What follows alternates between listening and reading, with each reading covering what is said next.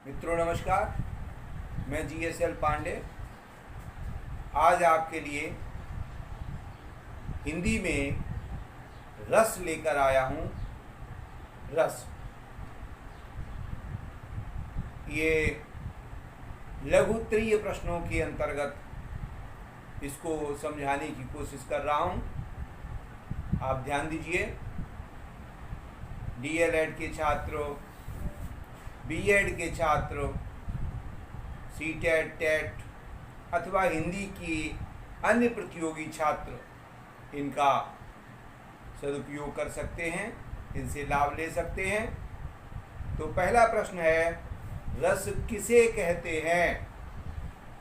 इसका सही इसकी परिभाषा है कि काव्य से जो आनंद की अनुभूति होती है उसे रस कहते हैं। फिर से समझ लें, काव्य के पढ़ने से या नाटक को देखने से हमें जो आनंद की अनुभूति होती है उसे ही रस कहते हैं। रस के महत्व को प्रतिपादित करने के लिए आचार्य विश्वनाथ ने तो यहाँ तक कह दिया कि रसात्मकम वाक्यम काव्यम, अर्थात वह वाक्य जिसमें आनंद की अनुभूति हो, रस की अनुभूति हो, उसी को हम काव्य कहते हैं। अर्थात काव्य का अनिवार्य गुण है रस को प्रदान कराना। अगला प्रश्न है कि रस के अवयव कितने हैं? तो इसका सही उत्तर है, रस के अवयव 4 होते हैं: स्थायी भाव, विभाव, अनुभाव और संचारी भाव। स्थायी भावों की संख्या 9 रहती है। विभाव के 2 विभाग किए गए हैं, आलम्बन विभाव और उद्दीपन विभाव। और अनुभाव के 4 विभाग किए गए हैं। अनुभाव 4 प्रकार के होते हैं: कायक, वाचिक, सात्विक और आहार्य। कायक का मतलब शरीर संबंधी, वाचिक का मतलब वाणी संबंधी, सात्विक विचारों से संबंधी और आहार्य का मतलब भोजन संबंधी। इस प्रकार से 4 अनुभाव माने गए हैं। और संचारी भावों की संख्या 33 मानी गई है। इसके विषय में बहुत ज़्यादा संस्कृत साहित्य में इनका विशद उल्लेख किया गया है। अगला प्रश्न है, रस के भेद कितने हैं? तो ध्यान रखें, रस के 9 भेद किए गए हैं। जैसे स्थायी भावों की संख्या 9 है और प्रत्येक स्थायी भाव से एक रस की उत्पत्ति होती है। इस प्रकार रस भी 9 माने जाते हैं। सबसे पहला रस है श्रृंगार रस। श्रृंगार रस का स्थायी भाव होता है रति। अब इसके अर्थ या परिभाषा के विषय में जानें तो ध्यान दीजिए कि जब नायक और नायिका का जो प्रेम प्रसंग होता है वही श्रृंगार रस की उत्पत्ति कराता है। श्रृंगार रस के 2 भेद किए गए हैं, संयोग श्रृंगार और वियोग श्रृंगार। तो अब हम देखते हैं कि संयोग श्रृंगार किसे कहते हैं। संयोग श्रृंगार के विषय में जानते हैं तो ध्यान दीजिए कि जब नायक और नायिका के निकट संबंध होते हैं, निकटवर्ती प्रेम उनमें होता है, तो वहां संयोग श्रृंगार होता है।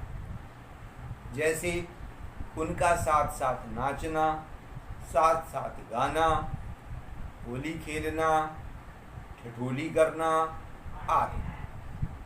जैसे बतरस लालच लाल की मुरली धरी लुकाए, ये एक उदाहरण है। इसी प्रकार से दूसरा उदाहरण है, राम को रूप निहारत जानकी, देख रही नग की परछाई। अब हम वियोग श्रृंगार की बात करते हैं। तो वियोग श्रृंगार में नायक और नायिका में प्रेम तो रहता है, लेकिन वो एक दूसरे से अलग हो रहे होते हैं, अलग रह रहे होते हैं और एक दूसरे के स्मरण में वियोग का अनुभव करते हैं। वहाँ पर वियोग श्रृंगार होता है। इसका उदाहरण है, ऊधो मन न भये 10-20। गोपिकाएं कहती हैं कि ये उद्धव, मेरे पास 10-20 मन नहीं है। वे कृष्ण के प्रति वियोग का अनुभव करती हैं। दूसरा उदाहरण इसी में हो सकता है, बिन गोपाल बैरिन भई कुंजे। ये भी उसी प्रसंग में है। अगला है, निस्दिन वर्षत नयन हमारे। यहाँ पर भी प्रसंग वही है, गोपियों और कृष्ण का। वो कृष्ण चले गए हैं और गोपियाँ उनके लिए रात दिन रोती हैं। इसलिए कहा गया है कि रात दिन उनकी आंखों से जल की वर्षा होती रहती है। अगला है, नंबर दूसरा है वीर रस। इसका स्थायी भाव उत्साह होता है।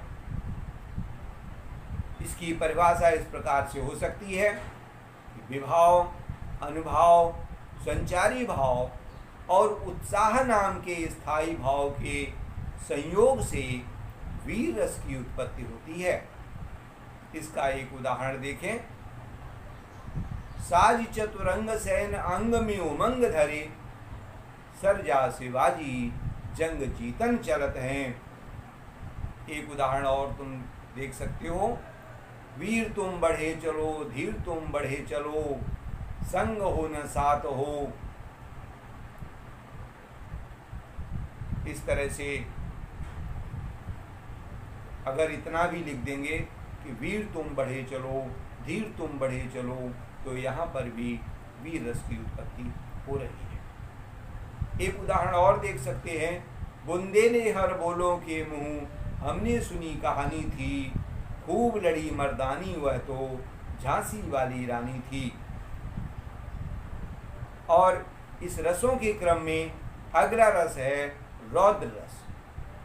इसकी परिभाषा इस प्रकार से हो सकती है, विभाव, अनुभाव, संचारी भाव और क्रोध नाम के स्थायी भाव के संयोग से रौद्र रस की उत्पत्ति होती है। इसका उदाहरण देख सकते हैं कि बोले राम सकोप तव, भय बिन होय न प्रीति। यह समुद्र के विषय में पुल बनाते समय राम ने उसकी आराधना की थी, लेकिन वो नहीं मानता है, तो राम क्रोधित हो जाते हैं और वह धनुष बाण उठा लेते हैं, क्रोध में हो जाते हैं। इस प्रकार से यहाँ रौद्र रस। एक उदाहरण और देखते हैं, अहे बासुक सहस्र फन, मृत्यु तुम्हारा गरल दंत, कंचुक कल्पांतर, अखिल विश्व है विवर, वक्र कुंडल दिग्मंडल। यहाँ पर जो बासुक के समान जो मृत्यु है, उसको बासुक के फन के समान माना गया है। यहाँ पर भी रौद्र रस है। अगला रस है बीभत्स रस। इसका स्थायी भाव घृणा है। इसकी परिभाषा इस प्रकार से हो सकती है, विभाव, अनुभाव और संचारी भाव और घृणा नामक स्थायी भाव के संयोग से बीभत्स रस की उत्पत्ति होती है। इसका उदाहरण देख सकते हैं, सिर पर बैठो कागो, आँख दो खात निकारत, खींचत जीभ है स्यार, आतहि आनंद और धारत। एक उदाहरण और देख सकते हैं, जाय कपिन देखा सो बैसा, आहुति देखी रुधिर और भैंसा। एक उदाहरण और आपके सामने प्रस्तुत है, गीध जांग को खेदी खेदी के, मांस उतारत, स्वान स्वान अंगुरियन काटी काटी के, खात विदारत, इस प्रकार से यहाँ बीभत्स रस है। बीभत्स रस में घृणा का दृश्य होता है, इतना घृणित दृश्य होता है कि आपका मन विचलित हो जाए, ऐसे दृश्य में बीभत्स रस रहता है। मित्रों, मैं यही वीडियो समाप्त करता हूँ। कल बचे हुए रसों को देखने के लिए आप जरूर वीडियो को पढ़ें, देखें, मनन करें। मैं यहीं आज विराम देता हूँ। जय हिंद।